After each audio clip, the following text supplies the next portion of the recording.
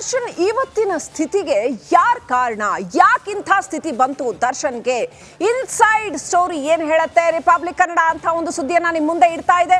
Darshan gang ಒಳಗೆ, D gang ಒಳಗೇನೆ ಒಂದಷ್ಟು ಮಾಹಿತಿ ಇದೆ. ಯಾಕಿಂಥ ಪರಿಸ್ಥಿತಿ ಬಂತು ದರ್ಶನ್ಗೆ ಅನ್ನೋದಕ್ಕೆ ಯಾರು ಕಾರಣ?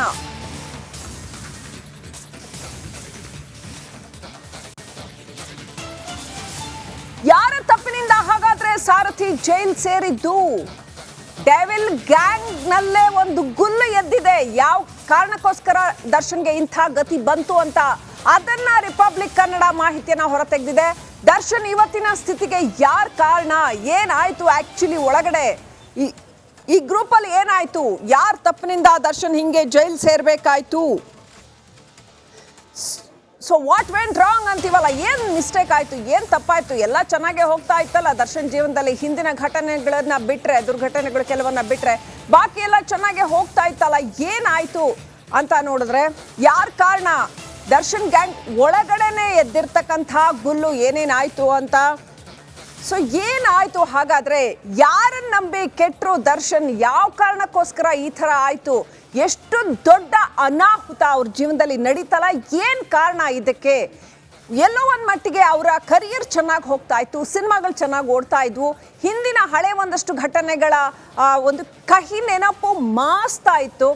ಆದರೂ ಕೂಡ ಇಂಥ ಪರಿಸ್ಥಿತಿ ಯಾಕೆ ಬಂತು? ಇನ್ನಷ್ಟು ಅಪ್ಡೇಟ್ ಪಡ್ಕೊಳ್ಳೋಣ. ನನ್ನ ಕೋಲಿಗ್ ನಮ್ಮ ರಿಪೋರ್ಟರ್ ನವೀನ್ ಕನೆಕ್ಟ್ ಆಗಿದ್ದಾರೆ. ನವೀನ್, ದರ್ಶನ್ ಗ್ಯಾಂಗ್ ಒಳಗೇನೆ ಒಂದು ಗುಲ್ಲೆದ್ದಿದೆ ಅಂತ ಯಾರ ಕಾರಣ? ಯಾರ ಮಾತು ನಂಬಿ ದರ್ಶನ್ ಕೆಟ್ಟರು? ಮೇಯ್ನ್ ಆಗಿ ಯಾರು ಇಷ್ಟೆಲ್ಲ ಸಮಸ್ಯೆ ಕ್ರಿಯೇಟ್ ಆಗೋದಕ್ಕೆ ಕಾರಣ ಆಗ್ಬಿಟ್ರು ಅಂತ ಏನಿದೆ ಅದು ಗುಲ್ಲು ನವೀನ್? ಶ್ರೀಲಕ್ಷ್ಮಿ, ಪರಪ್ಪನ ಅಗ್ರಹಾರದಲ್ಲಿ 68 ದಿನ ಈ ಒಂದು ಸಾರಥಿಯನ್ನು ಜೈಲಿನ 4 ಗೋಡೆಯ ಮಧ್ಯೆ ಕಳಿಬೇಕಾಗಿತ್ತು. ಆದರೆ ಈಗ ಜೈಲಿನ ಹೊರಗಡೆ ಓಡಾಡಿಕೊಂಡು ಅಲ್ಲಿ ಸಿಕ್ಕ ರೌಡಿಗಳ ಜೊತೆ ಸೇರಿಕೊಂಡು ಅಲ್ಲಿ ಟೀ ಪಾರ್ಟಿ, ಸಿಗರೇಟ್ ಸೇದೋದನ್ನು ಮಾಡಿಕೊಂಡು ಈಗ ವಿಡಿಯೋ ಫೋಟೋ ಹೊರಗಡೆ ಬರುತ್ತೆ. ಇದಾದ ಬಳಿಕ ಈಗ ದರ್ಶನ್ ಆಪ್ತ ವಲಯದಲ್ಲಿ ಒಂದು ಗುಲ್ಲೆದ್ದಿರುವಂಥದ್ದು. ಅದೇನು ಅಂತ ಹೇಳಿದ್ರೆ, ಈಗ ಜೈಲಿನ ಒಳಗಡೆ ಇಷ್ಟು ದಿನ ದರ್ಶನ್ ಜೊತೆ ಅಂತಂದರೆ ಮೊನ್ನೆ 4 ಜನ ಕುಳಿತಿದ್ದಂಥ ಫೋಟೋ ಏನು ಒಂದು ವೈರಲ್ ಆಗಿ ಹೊರಗಡೆ ಬರುತ್ತೆ, ಈ ಫೋಟೋವನ್ನು ಹಿಡಿದಿದ್ಯಾರು ಅನ್ನೋದು ಇನ್ನೂ ಕೂಡ ಪರಪ್ಪನಗರ ಪೊಲೀಸ್ ಠಾಣೆಯಲ್ಲಿ ಪ್ರಕರಣ ದಾಖಲಾಗಿ ಅದು ತನಿಖೆಯನ್ನು ಕೂಡ ನಡೆಸ್ತಾ ಇರುವಂಥದ್ದು. ಈ ಜೊತೆಗೆ ಈ 4 ಜನ ಕುಳಿತಿದ್ದ ಫೋಟೋ ಏನಿತ್ತಲ್ಲ, ಇದರಲ್ಲಿ ದರ್ಶನ್ ಮತ್ತು ದರ್ಶನ್ನ ಮ್ಯಾನೇಜರ್ ಆಗಿದ್ದಂತಹ ನಾಗರಾಜ್, ಇದರ ಜೊತೆಗೆ ವಿಲ್ಸನ್ ಗಾರ್ಡನ್ ನಾಗ ಮತ್ತು ಕುಳ್ಳ ಸೀನಾ, ಈ 4 ಜನರಲ್ಲಿ ಪ್ರಮುಖವಾಗಿ ಈಗ ದರ್ಶನ್ ಆಪ್ತ ವಲಯದಲ್ಲಿ ಅಂತಂದರೆ ದರ್ಶನ್ಗೆ ಯಾರು ಬೇಕಾಗಿದ್ದಾರೆ, ತುಂಬ ಹತ್ತಿರವಾಗಿದ್ದಾರೆ, ಸಿನಿಮಾಗಳನ್ನು ಮಾಡುವಾಗ ಅವ್ರ ಜೊತೆ ಎಷ್ಟು ಹೊಂದ್ಕೊಂಡಿದ್ರು, ಜೊತೆಗೆ ಅವರ ಊರಿನಲ್ಲಿದ್ದಾಗ ಶಾಲೆಯಲ್ಲಿ ಕಾಲೇಜ್ನಲ್ಲಿ ಓದಿದಾಗ ಒಂದಷ್ಟು ಜನ ಅವರ ಆಪ್ತರೇನಿದ್ರು, ಅವರು ಕಳೆದ ರಾತ್ರಿ ದರ್ಶನ್ ಬಳ್ಳಾರಿ ಜೈಲಿಗೆ ಶಿಫ್ಟ್ ಆಗುವ ಸಂದರ್ಭದಲ್ಲಿ ತಡರಾತ್ರಿ ಆದರೂ ಸಹ ಜೈಲು ಬಳಿ ಬಂದು ಕಾಯ್ಕೊಂಡು ಕೂತಿದ್ರು. ಈ ಸಂದರ್ಭದಲ್ಲಿ ಒಂದು ನೋವನ್ನು ಹೊರಹಾಕಿದ್ರು. ಇಷ್ಟಕ್ಕೆಲ್ಲ ಕಾರಣ ಯಾರು ಅಂತ ಹೇಳಿದ್ರೆ, ಪರಪ್ಪನ ಅಗ್ರಹಾರ ಜೈಲಿನಲ್ಲಿ 4 ಜನರ ಫೋಟೋ ಏನು ಹೊರಗಡೆ ಹೋಗಿತ್ತಲ್ಲ, ಆ ಫೋಟೋದಲ್ಲಿದ್ದಂತಹ ಸ್ವತಃ ದರ್ಶನ್ ಮ್ಯಾನೇಜರ್ ನಾಗರಾಜ್ ಅಂತ. ಇದಕ್ಕೆ ಕಾರಣ ಏನು ಅಂತ ಹೇಳಿದ್ರೆ, ಜೈಲಿಗೆ ಹೋದ ನಂತರವೂ ಕೂಡ ಪರಪ್ಪನ ಅಗ್ರಹಾರದಲ್ಲಿ ಒಂದೊಂದು ವಹಿವಾಟುಗಳಿಗೂ ಕೂಡ ಮೂಗು ತೂರಿಸ್ತಿದ್ದ ಈ ನಾಗರಾಜ್ ಏನಿದ್ದ, ಹೊರಗಡೆ ಇದ್ದಾಗಲೂ ಕೂಡ ತಾನು ದರ್ಶನ್ ಮ್ಯಾನೇಜರ್ ಅಂತ ಹೇಳ್ಕೊಂಡು ಬೇರೆ ಬೇರೆ ರೀತಿಯ ಒಂದಷ್ಟು ವಹಿವಾಟುಗಳಲ್ಲಿ ಕೈ ಜೋಡಿಸಿ ಅದರಲ್ಲೇ ಅಕ್ರಮ ಮಾಡೋದು, ಬೇರೆ ಬೇರೆದನ್ನು ಮಾಡುವ ಚಟುವಟಿಕೆಗಳನ್ನ ಮಾಡ್ಕೊಂಡಿದ್ದ. ಪರಪ್ಪನ ಅಗ್ರಹಾರ ಜೈಲಿನಲ್ಲೂ ಅಷ್ಟೇ, ಬೆಳಿಗ್ಗೆ ಹೊರಗಡೆ ಬಂದರೆ ಸರಿಯಾದ ರೀತಿಯಲ್ಲಿ ಕೊಠಡಿಯಲ್ಲಿದ್ದೆ ಹೊರಗಡೆ ಓಡಾಡ್ಕೊಂಡಿರ್ತಾ ಇದ್ದ. ಇದರ ಜೊತೆಗೆ ಹೊರಗಡೆ ರೌಡಿಗಳ ಜೊತೆ ಸೇರಿ ಏನು ಒಂದಷ್ಟು ಫೋಟೋಗಳಲ್ಲಿ ಹೊರಗಡೆ ಬಂದಿದೆಯಲ್ಲ, ಈ ಫೋಟೋದಲ್ಲೂ ಕೂಡ ಇರೋದಕ್ಕೂ ಈತನೇ ಕಾರಣ ಏನೋ ಒಂದಷ್ಟು ಆರೋಪ ಈಗ ಅವರ ಆಪ್ತ ವಲಯದಲ್ಲಿ ಕೇಳಿ ಬರ್ತಾ ಇರುವಂತದ್ದು. ಶ್ರೀಲಕ್ಷ್ಮಿ, ದಯವಿಟ್ಟು ಹಾಗೆ ಸಂಪರ್ಕದಲ್ಲಿ ನವೀನ್. ಸೊ ಇನ್ನೊಂದಷ್ಟು ಅಪ್ಡೇಟ್ ಇದೆ. ಬಳ್ಳಾರಿ ಜೈಲ್ಗೂ ಬರ್ತಾರಾ ದರ್ಶನ್ ಪತ್ನಿ ವಿಜಯಲಕ್ಷ್ಮಿ?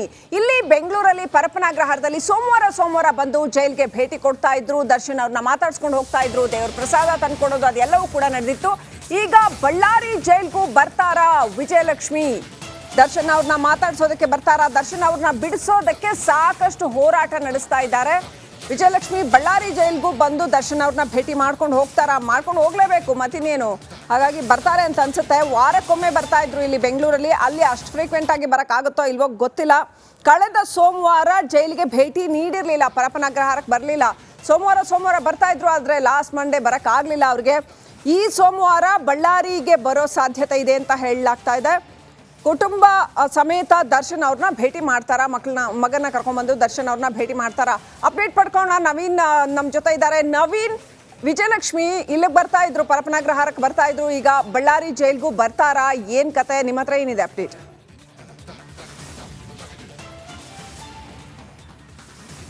ಶ್ರೀಲಕ್ಷ್ಮಿ, ಪರಪ್ಪನ ಅಗ್ರಹಾರ ಜೈಲಿನಲ್ಲಿ ಏನು ರೇಣುಕಾಸ್ವಾಮಿ ಕೊಲೆ ಪ್ರಕರಣದಲ್ಲಿ ತನ್ನ ಪ್ರೇಯಸಿಗಾಗಿ ಮಾಡಿದಂಥ ಒಂದು ಕೊಲೆ ಪ್ರಕರಣದಲ್ಲಿ ಏನು ಬ್ರೂಟಲ್ ಆಗಿ ಈ ಒಂದು ಕೊಲೆ ಆಗಿತ್ತು.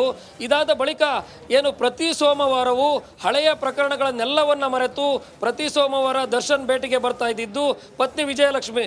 ಲಕ್ಷ್ಮಿಗೆ ತಕ್ಕಾದ ಹೆಸರಿಗೆ ಸೈಲೆಂಟ್ ಆಗಿ ಬಂದು ಯಾವುದೇ ಒಂದು ತೊಂದರೆಯನ್ನ ಕೊಡದೆ ಅಲ್ಲಿ ಅಕ್ಕಪಕ್ಕದಲ್ಲಿ ತಾನು ದರ್ಶನ್ ಪತ್ನಿ ಅಂತ ಹೇಳ್ಕೊಳ್ಳೋದು, ಈ ರೀತಿ ಯಾವುದೇ ಒಂದು ಅಹಂ ಇಲ್ಲದೆ ಸೈಲೆಂಟ್ ಆಗಿ ಬಂದು ಪ್ರತಿ ಸೋಮವಾರ ಜೈಲಿನಲ್ಲಿ ಭೇಟಿ ಆಗ್ತಾ ಇದ್ರು. ಜೊತೆಗೆ 9 ಬಾರಿ ಅಂದ್ರೆ 68 ದಿನ ಪರಪ್ಪನ ಅಗ್ರಹಾರ ಜೈಲಿನಲ್ಲಿ ಏನು ದರ್ಶನ್ ಇದ್ರು, ಈ ಸಂದರ್ಭದಲ್ಲಿ 9 ಬಾರಿ ವಿಜಯಲಕ್ಷ್ಮಿ ದರ್ಶನನ್ನ ಭೇಟಿಯಾಗಿದ್ರು. 6 ಬಾರಿ ಸಹೋದರ ದಿನಕರ್ ತೂಗುದೀಪ್ ಕೂಡ ಬಂದು ಭೇಟಿಯಾಗಿದ್ರು. ಇದರಲ್ಲಿ ಪ್ರಮುಖವಾಗಿ 3 ಬಾರಿ ಪುತ್ರ ವಿನೀಶ್ ಅಂದ್ರೆ ಅತ್ಯಾತ್ಮತೆ ಒಂದು ಹೊಂದಿರುವ ದರ್ಶನ್ ಮಗ ಅಂತ ಹೇಳಿದ್ರೆ ಸಾಕಷ್ಟು ಮುದ್ದಾಟ. ಜೈಲಿಗೆ ಹೋದಾಗ್ಲೂ ಕೂಡ ಆತನನ್ನು ತಬ್ಕೊಂಡು, ಮಗ ಬಂದಾಗ್ಲೆಲ್ಲೂ ಕೂಡ ದರ್ಶನ್ ಕಣ್ಣೀರು ಹಾಕಿದ್ದ. ಜೊತೆಗೆ ಮಗನಿಗೂ ಕೂಡ ಒಂದಷ್ಟು ಬುದ್ಧಿವಾದ ಹೇಳೋದು, ಧೈರ್ಯ ಹೇಳೋದು, ಒಂದಷ್ಟು ಕೆಲಸವನ್ನ ಮಾಡಿದ್ದ. ಈಗ ಕಳೆದ ಸೋಮವಾರ ದರ್ಶನ್ ಫೋಟೋ ಮತ್ತು ವಿಡಿಯೋ ಏನು ಹೊರಗಡೆ ಬಂದಿತ್ತು. ಇದಾದ ಬಳಿಕ ಕಳೆದ ಸೋಮವಾರ ದರ್ಶನ್ ಭೇಟಿಗೆ ವಿಜಯಲಕ್ಷ್ಮಿ ಬಂದಿರಲಿಲ್ಲ. ಅಂತಂದ್ರೆ ಜೈಲಿಗೆ ಹೋದ ನಂತರ ಮೊದಲ ಬಾರಿಗೆ ಸೋಮವಾರ ದರ್ಶನ್ ಭೇಟಿಗೆ ವಿಜಯಲಕ್ಷ್ಮಿ ಬಂದಿರಲಿಲ್ಲ. ಈಗ ಮುಂದಿನ ಸೋಮವಾರ ಪರಪ್ಪನ ಅಗ್ರಹಾರಕ್ಕೆ ಏನು ಭೇಟಿ ನೀಡೋದಕ್ಕೆ ಈಗ ಅವಕಾಶ ಇಲ್ಲದ ಹಿನ್ನೆಲೆಯಲ್ಲಿ ಏನು ಬಳ್ಳಾರಿ ಜೈಲಿಗೆ ದರ್ಶನ್ ಶಿಫ್ಟ್ ಆಗಿರುವ ಹಿನ್ನೆಲೆಯಲ್ಲಿ ಕುಟುಂಬ ಸಮೇತರಾಗಿ ಬಳ್ಳಾರಿ ಜೈಲಿಗೆ ಸೋಮವಾರ ಬರುವ ಸಾಧ್ಯತೆಗಳು ಬಹುತೇಕ ದಟ್ಟ ಆಗಿರುವಂಥದ್ದು. ಅವರು ನಿನ್ನೆ ವಿಜಯಲಕ್ಷ್ಮಿ ಅವರ ಒಂದಷ್ಟು ಆಪ್ತ ವಲಯದವರು ನಿನ್ನೆ ಬಳ್ಳಾರಿ ಜೈಲಿಗೆ ಶಿಫ್ಟ್ ಆಗುವ ಸಂದರ್ಭದಲ್ಲಿ ಏನು ಪರಪ್ಪನ ಅಗ್ರಹಾರ ಜೈಲಿನ ಬಳಿ ಬಂದಿದ್ರು.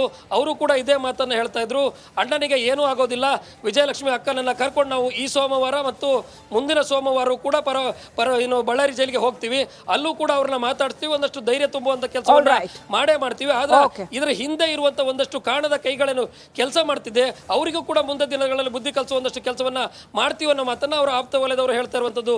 Srilakshmi, right, thank you Naveen ಡೀಟೇಲ್ಸ್ಗಾಗಿ. ಎಸಿಪಿ ಚಂದನ್ ನಟ ಚಿಕ್ಕಣ್ಣ ಅವರನ್ನ ವಿಚಾರಣೆ ನಡೆಸಿದ್ದಾರೆ. ನೋಡಿ, ಅವರು ಚಿಕ್ಕಣ್ಣ ಅವರು ದರ್ಶನ್ ಜೊತೆಗೆ ಒಂದು ಊಟ ಮಾಡಿದ್ರು ಅವತ್ತು ಅನ್ನುವಂಥದ್ದು. ಆನಂತರ ಬಂದು ಜೈಲಲ್ಲಿ ದರ್ಶನ್ ಅವ್ರನ್ನ ಭೇಟಿ ಮಾಡಿದ್ರು.